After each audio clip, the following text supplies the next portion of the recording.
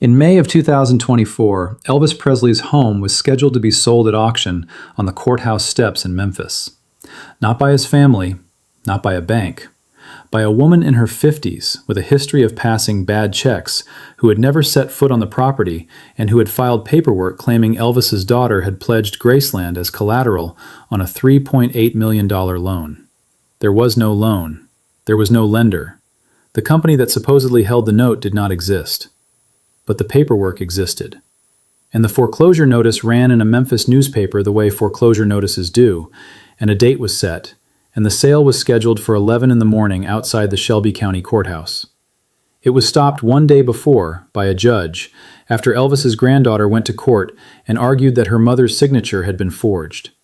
And I want you to notice why the judge stopped it, because this is the part that should hold your attention. He did not stop it because the evidence of fraud was overwhelming. He stopped it because Graceland is a national landmark, and the situation was extraordinary, and he wanted more time before something irreversible happened to it. An ordinary house does not get that. An ordinary house belonging to an ordinary family does not come with a judge slowing the world down because everyone agrees it matters. The Federal Bureau of Investigation and the postal inspectors eventually established that the signature was forged. An arrest followed. And the entire thing had been run by somebody with a long history of small-time fraud, not a criminal genius, working with public records and a printer. So here's the question this video answers. If it can nearly happen to Graceland, with lawyers and accountants and a family estate behind it, what happens to a paid-off house on an ordinary street with nobody watching it at all? The answer is genuinely surprising, and it is not what the advertisements tell you. Let me give you the single most important fact in this subject, and almost nobody says it out loud because it does not sell anything. A forged deed is void.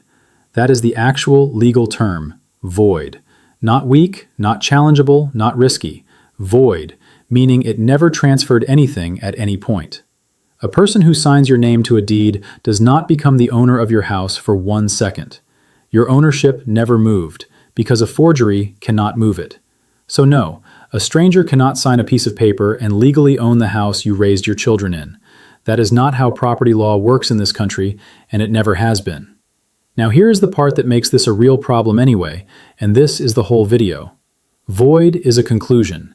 Somebody has to reach it. The county record says one thing, the law says another, and the distance between those two things is measured in months of your life, legal bills, and a folder of paperwork you did not create and cannot ignore. The thief does not get your house. You get a year of proving you still own it. That distinction changes what you should actually be protecting yourself against, and it is the reason a great many people are currently paying a monthly fee for the wrong thing. My name is Kevin. I read the rules so you do not have to. Every week I go looking for the thing that quietly decides what happens to your money, and I bring it here before it costs you anything. If that sounds useful, subscribe and turn on the bell, because in about 10 minutes I'm going to tell you what the Federal Trade Commission said about a product a lot of you may already be paying for every month. Let me give you the real numbers, because the honest version is more useful than the frightening version. In April of last year, the Boston Division of the Federal Bureau of Investigation issued a formal warning about a rise in this specific crime. Their language was direct.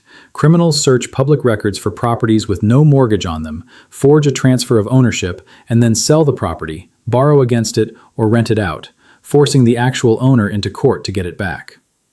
Nationally, between 2019 and 2023, just over 58,000 people reported losses related to real estate fraud, totaling about $1.3 billion.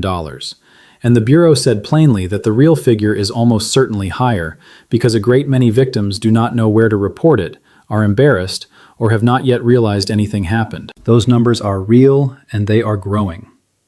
In New York, complaints about this rose sharply enough between 2023 and 2025 that the state attorney general helped write a new law specifically to prosecute it. But now, let me give you the other half, because this is where almost every video on this subject misleads you. Real estate fraud is a very small share of overall identity theft. The category it sits in accounts for well under 1% of identity theft reports. It is not happening on every street. It is not a wave about to hit your neighborhood. It is rare, it is severe when it happens, and those two things are both true. And here's the fact that should genuinely change what you do this week, because it is completely counterintuitive. The house you live in every day is one of the hardest targets in this entire crime. According to research from the National Association of Realtors, only about 12% of these cases involve owner-occupied homes. Roughly half involve residential land. Vacant land, by some measures, accounts for well over half of all title fraud nationally. Think about why that is. If somebody forges a deed on the house you sleep in, the scheme dies quickly. A buyer wants to see the property and you answer the door. A lender sends an appraiser and you are standing in the kitchen. You are an unavoidable obstacle simply by being present. Nobody answers the door at an empty lot. So the property in your life that is genuinely exposed is very likely not the one you are worried about. It is the vacant lot you inherited from your parents, the cabin you visit twice a year, the rental between tenants, the lakeside acreage you bought in 1982 and have not driven past since. And the single most exposed property in this country is the house of somebody who recently died, standing empty while the family works through an estate. That is exactly what happened with Graceland. Elvis's daughter was not living there, and then she was gone, and there was nobody positioned to say that a document was false. Let me tell you about Marlin. Marlin is 74. He lives in a small city in the Midwest, and he owns 2 properties. The house he has lived in since 1991, which is paid off, and about 9 acres of undeveloped land 2 counties over that his father left him in 2004. He has never done anything with that land. He drives out maybe once a year. There is no structure on it, no utilities, and no reason for anybody to be there. He worries about his house. He has worried about it since the first time he saw an advertisement about title theft on television. The property he has never once worried about is the 9 acres. And the 9 acres is the one that fits the profile in every particular. No mortgage, no structure, nobody there, nobody who would notice a document being recorded, a survey being ordered, or a for sale sign going up at the edge of a field 2 counties away. And there is a detail about Marlin's situation that makes it worse than he realizes, and it applies to a great many people watching this. That land is in a different county from where he lives, which means the property record for it sits in a different office, in a different system, monitored by nobody, in a place he has no reason to ever contact about anything. Whatever he does to protect the house he sleeps in does not reach across that county line. These systems are not connected. They do not share information about him. As far as that second county is concerned, he is a name on a parcel and nothing more. Now, I want to stop here because Marlin is exactly why I built the thing I am about to tell you about. He is not uninformed. He has seen the warnings. He has spent real time being anxious about this. He has simply been anxious about the wrong property. Because every advertisement he has ever seen is a picture of a family home, and nobody sells fear using a photograph of an empty field. That is what the quiet rules is. It is the plain version of what actually protects you and what does not, written large and written simply, so a person can spend one afternoon doing the 4 things that matter instead of years worrying about the thing that mostly does not happen. You can find it at kevinexplains.shop. The link is in the description below and in the pinned comment at the top. And if you are watching this on a television right now, there is a code on the screen you can point your phone camera at. 7-day guarantee, always. If it does not hand you something you did not have before, you send it back. So ask yourself the question Marlin never asked. Which property in your name has nobody standing on it? Now let me show you how somebody actually turns a forged document into money, because understanding the machinery tells you exactly where to put your attention. The entry point is almost always the same, and it is an ordinary document called a quitclaim deed. A quitclaim deed is not a criminal instrument. It is used constantly and legitimately. A parent adds a child to a property, a couple divorces, and one signs the house over to the other. It is a simple form that transfers whatever interest a person has to somebody else, and the entire system is designed to make that easy, because a country that values property ownership wants transferring it to be simple. So they take that ordinary form, they fill it in, transferring your property to somebody else, often a limited liability company with a name that means nothing, so you cannot tell who is behind it. They forge your signature, and they record it. The county clerk records it. In most places, that clerk does not verify identification. That is not a failure, and it is not corruption. It is the legal role of that office. Their job is to process and file, not to investigate. From there are 3 ways to turn it into cash, and each one has a different speed. The first and most common is a loan. They take out a home equity line against the property, draw the money, and disappear. This is the fastest route, and it is why the paid-off house is attractive, because there is no existing lender in the way. The second is a sale. They list the property and sell it to a buyer who has no idea, which requires a closing and a title company, and is therefore slower and more likely to fail. The third only works on property you are not occupying. They rent it out. Collect deposits and first month's rent from several people if they are brazen enough, and move on. Now look at that list and notice what all three have in common. Every one of them requires time, and every one of them requires that nobody who actually owns the property is paying attention during that time. Which is why the entire defense is not prevention. You cannot prevent somebody from filing a piece of paper. The entire defense is speed of detection. And I want to make that idea concrete, because it changes how you should think about every remaining minute of this video. Picture the same fraudulent deed being recorded against your property on a Monday morning, and then picture two different versions of the following weeks. In the first version, you find out on Tuesday. You call the recorder's office. You call the police. You call an attorney. The document is flagged, no lender has advanced any money, no buyer has signed anything, and there is no third party anywhere in the world with a financial interest in the outcome. It is you, a false document, and a paper trail that is 3 days old. In the second version, you find out 14 months later because a tax bill stopped arriving and you assume the county was being slow. By then, a lender has advanced money against your property in good faith. Possibly a buyer has purchased it and moved in, also in good faith.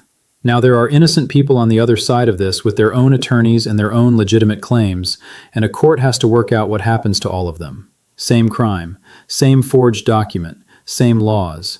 And the difference between those two outcomes is nothing but how many days passed before somebody looked. That is why I keep saying the defense is detection.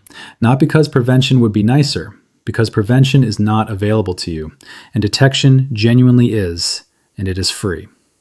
And that brings me to the product a lot of you are being sold. You have seen the advertisements, dramatic music, a narrator explaining that criminals can steal your home with one document, and a monthly subscription that promises to lock your title. In 2024, the Federal Trade Commission addressed these services directly. Their assessment was blunt. A home title lock is, in their words, not a lock and not insurance. It does not prevent a fraudulent transfer from being recorded. What it does is notify you afterward. The American Association of Retired Persons has raised similar questions, pointing out that you are being alerted after the fraud has already occurred. So here is the one question to ask about any service like this, and it cuts through all of it. Am I paying for somebody to cover my losses and my legal costs and restore my title? Or am I paying for an email? Because if the answer is an email, your county very likely sends that same email for free. And I want to be fair rather than just critical. Notification genuinely is valuable. I said a moment ago that the entire defense is speed of detection, and I meant it. Being told quickly is most of the battle. The objection is not that notification is worthless. The objection is paying every month, forever, for something your county recorder provides at no cost, while believing you have purchased protection you have not purchased. Now let me tell you about something you may already own and have completely forgotten about, because this is the genuinely good news in this video. When you bought your home, you almost certainly paid for title insurance at closing. There are two kinds, and they are constantly confused. The lender's policy protects the bank, and it ends when the mortgage is paid off. That one is gone. The owner's policy is different. You paid for it separately, usually as a one-time premium at closing, and it generally does not expire. It stays in force for as long as you or your heirs hold an interest in that property. Paying off your mortgage does not end it. And that policy is actual insurance. It is a contract with a company that owes you a defense. Depending on the policy, it can cover the legal costs of clearing a fraudulent claim against your title, which is precisely the expense I described at the beginning of this video. The months, the lawyers, the proving. So a great many people watching this are paying a monthly fee for notification while already owning and having forgotten the only thing on the list that actually pays for the cleanup. Here is your assignment. And it is one phone call. Find your closing paperwork or call the title company named on it and ask two questions. Do I have an owner's title insurance policy on this property? And what does it cover if somebody records a fraudulent deed? Write down the answers. And I want to set expectations honestly here because I would rather you go into that call knowing what you might find. Some of you will discover you never bought an owner's policy at all. In most of this country, it is optional, and the person at the closing table explained it in about 11 seconds while you were signing your 40th document of the afternoon, and some people declined it without really registering that they had. That is not a failure on your part. It is what happens at closings. Some of you will find your policy exists, but is narrower than you hoped. Policies differ, older policies differ more, and what a 1984 policy covers is not what a policy written today covers. And some of you will find that the property you are asking about was never covered because you did not buy it in a normal transaction. Land inherited from a parent, property that came through a divorce, a parcel transferred within a family. None of those necessarily involved a title policy at all. That last group matters enormously because it lines up almost exactly with the properties that are most exposed in the first place. The inherited land, the family cabin, the parcel that was signed over rather than purchased. The properties nobody stands on are frequently the same properties nobody insured. So the call is worth making even if the answer is no. A no tells you where you actually stand, which is a different thing from assuming. Let me tell you about Verna. Verna is 68, widowed, and she has lived in the same house in a suburb outside a mid-sized city for 26 years. It was paid off 6 years ago. She started paying for a title monitoring subscription after she saw an advertisement during a program she watches in the evening. It felt responsible. She is careful with money in every other area of her life, and this seemed like the sort of thing a careful person does. She has been paying it every month for 4 years. Her county has offered a free recording notification program that entire time. She did not know it existed because a county recorder's office does not buy television advertising. And in a box in her closet, in a folder from her closing in 1999, is an owner's title insurance policy she has not looked at since the day she signed it. Nothing bad has happened to Verna. That is the point. She is not a victim of a crime. She is a careful person who bought the wrong protection because the wrong protection was the only one that ever spoke to her. That is exactly the gap the guide exists to close. Not to make you afraid, to make sure the money you are already spending is going to the thing that would actually help. Same place, kevinexplains.shop. Link in the description, pinned comment at the top, and the code on your screen if you are watching this on the television. 7-day guarantee, no questions, no argument. A folder in a closet, unopened since 1999, containing the better version of what she has been paying for monthly. Now let me give you the 4 things that actually work, and all 4 are free. Number 1, and do this first. Sign up for your county's property fraud alert. Go to your county recorder or clerk's website and look for Property Fraud Alert, Recording Notification, or something similarly named. Enter your name and your property information. It takes about 5 minutes and there is no charge. From then on, anything recorded against that property generates an email to you, usually within a day. And do it for every property in your name, not just the house, the land, the cabin, the rental. If you own property in more than one county, and a great many people do without thinking of it that way, you have to sign up in each county separately, because these systems do not talk to each other. That last point is the one people miss, and it is exactly the gap Marlin was sitting in. And while you are on that page, there are 2 other things worth confirming that cost nothing extra. Check what email address the alert is going to. A great many people signed up for something like this years ago using an address they no longer check, or one belonging to a spouse who has since died. An alert delivered to an inbox nobody opens is the same as no alert at all. And find out whether your county lets you register more than one name. Property records can carry a middle initial, a maiden name, a married name, or a slight misspelling that has been in the system since the property was purchased. If the alert is watching for an exact name and the record says something slightly different, the notification can miss. Registering every variation of your name that might appear takes an extra minute and closes that gap. Number 2, watch your mail and take a missing bill seriously. This is the early warning signal that costs nothing and that nobody thinks about. One of the first moves in this kind of scheme is changing the mailing address on a property so that tax bills and official notices go somewhere else and the real owner stays unaware for as long as possible. Which means a property tax bill that does not arrive when it always arrives is not a postal error to shrug at. Neither is a utility bill that stops coming on a property you own. The Federal Bureau's own guidance names this specifically. If bills stop showing up, or if utility usage suddenly appears on a vacant property, treat it as a signal and check your records that week. Number 3, look at your own deed once or twice a year. Most counties now let you search property records online at no cost. You look up your own address and confirm two things: that the only name on the title is yours, and that there is no loan recorded against a property you know is paid off. That is a 10-minute exercise twice a year, and it is the single most direct way to know your record still says what you think it says. And there is a small thing worth doing the very first time you look, which is to save what you find. Print it or screenshot it and put the date on it. The reason is simple. If something ever does appear on that record, the most useful thing you can hand an attorney is proof of what the record looked like before. A dated copy showing a clean title 6 months ago converts a long argument into a short one. It costs nothing, and it takes 1 extra minute on a search you are already doing. Number 4, freeze your credit. Free at all 3 bureaus, done online in a few minutes each. Now, I want to be precise about what this does and does not do, because it gets overstated constantly. A credit freeze will not stop somebody from recording a deed. Recording a document does not involve a credit check. What it does stop is the most common way this crime gets monetized, which is somebody taking out a loan in your name. A lender running a credit check on a frozen file cannot proceed.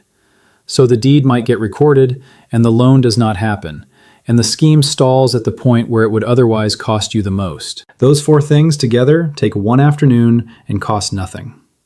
Now, what if it actually happens? Let me give you this quickly and clearly, because if you ever need it, you will need it in a hurry. Move immediately. Speed is the entire difference between an inconvenience and a year. Contact your county recorder's office and get a certified copy of whatever was filed.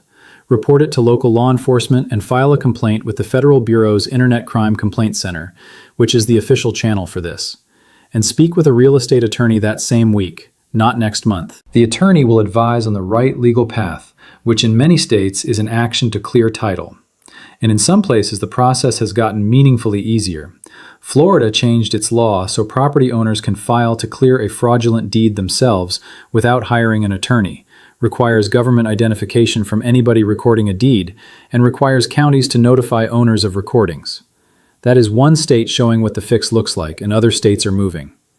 And if your own situation is genuinely tangled, if you own property in several counties or you are dealing with an estate and you do not know where to start, email me. The address is on your screen and in the description below. I read every one. And I want to add one more thing to that list, because it is the situation where this crime does the most damage, and it is the one nobody plans for. If a parent has died and their house is standing empty while the estate works itself out, that property is in the highest risk category that exists. Vacant, unmortgaged, and with the one person who would have noticed a false document now gone. Estates move slowly. 6 months is fast. A year is common. And through all of it, that house sits there with nobody driving past it, nobody opening its mail, and a public record that still shows a dead person as the owner. So if you are the adult child handling a parent's estate, add one thing to your list. Register that property for the county's fraud alert in your own email, on the day you take responsibility for it, before probate is finished, and before anybody has decided what to do with the house. It takes 5 minutes, and it covers the exact window when the property is most exposed and least watched. Now let me give you my honest opinion, and it is only that. I think the fear around this subject has been shaped almost entirely by people selling a subscription, and I think that has done real harm in a way that is worth naming. Here is what the fear campaign gets people to believe: that a stranger can take your house, that you could lose the home you raised your family in, that the only thing standing between you and that outcome is a monthly payment. None of that is accurate. A forged deed is void. You do not lose the house. And because the fear is aimed at the wrong outcome, the protection sold against it is aimed at the wrong outcome too. People end up paying monthly for notification, while never signing up for the free notification, never checking whether they already hold an insurance policy that covers the actual cost, and never once thinking about the empty lot 2 counties over that is the genuinely exposed thing they own. The advertisement made them afraid and did not make them safer. Those are different results, and they are easy to confuse. And I want to say the harder thing too, which is that the underlying crime is real, and it is growing, and the people it lands on are disproportionately older, and the cleanup is genuinely brutal. Dismissing it entirely is also wrong. The correct posture is not fear, and it is not dismissal. It is one afternoon of unglamorous free work, and then not thinking about it again. And I want to say one more thing about why this particular crime lands where it lands, because I think it deserves to be said plainly. Nothing about being older makes a person easier to fool here. That is not the mechanism at all, and I dislike how often it gets framed that way. The mechanism is arithmetic. If you have owned property for 30 or 40 years, you are more likely to have paid it off. If you have paid it off, no lender is watching it. If you have lived long enough to inherit a parent's land, you may own a parcel you never chose and rarely visit. And if you have outlived a spouse, there is now one set of eyes on the mail instead of two. Every one of those is a consequence of having lived a long time and done reasonably well, not a weakness. The profile that makes somebody attractive to this crime is, almost item for item, a description of a life that went the way people hope it goes. So if you fit the profile, that is not a warning about your judgment. It just means the free afternoon is worth more to you than to somebody still making mortgage payments on a house they moved into last year. All right, here is your checklist. 1. Sign up for property fraud alerts at your county recorder in every county where you own anything. 2. Call your title company and find out whether you have an owner's policy and what it covers. It probably did not expire when your mortgage did. 3. Look up your own deed online and confirm the name on it and that no loan is recorded against it. 4. Freeze your credit at all 3 bureaus. 5. Make a list of every property in your name and put a star next to any that nobody stands on. That is where your attention belongs. Let me leave you with this. Graceland was nearly auctioned on courthouse steps because a woman with a printer filed paperwork about a loan that never existed. And the only reason it stopped in time is that the house was famous enough for a judge to slow the world down. Your house is not famous. Nobody is going to give you extra time because your family raised 3 children in it. What you get instead is 4 free things, 1 afternoon, and a record you can check yourself. So go do the afternoon. That is the whole video. I am Kevin. Thanks for watching. Do not forget to check the quiet rules at kevinexplains.shop.